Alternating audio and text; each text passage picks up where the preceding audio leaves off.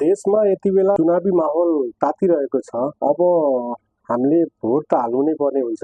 किन भोट हाल्ने त चुनावी माहौल तातिरहँदाखेरि र त्यो विकास किन भएन भन्दाखेरि हामीले सायद भोट दिएर पठाएको मान्छे, हामीले जुन जसलाई विश्वास गरेर पठाएको थियौँ, जिताएर पठाएको मान्छे गलत मान्छेलाई पठाइएछ। अब चाहिँ हामीले मान्छे चिन्नुपर्छ, पार्टीगत हिसाबभन्दा पनि व्यक्ति चिनेर चाहिँ भोट हाल्नुपर्छ है भन्ने एउटा जनभावना परिवर्तन गर्न सक्यौँ भने अवश्य पनि हाम्रो ठाउँको विकास हुन्छ।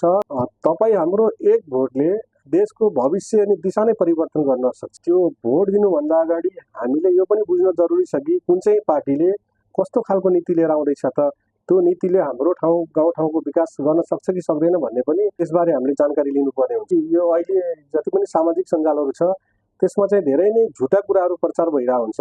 त्यो कुराबाट पनि हामीले बुझ्न जान्न जरुरी छ यो सत्यता के हो भनेर। तपाईँ हाम्रो एक भोटले यो हाम्रो परिवारको लागि मात्र होइन, पुरै समाज र अनि देशको भविष्य तय गर्ने हुन्छ। अब तपाईँहरू अनि हाम्रो पालो देशको भविष्य कस्तो बनाउने भनेर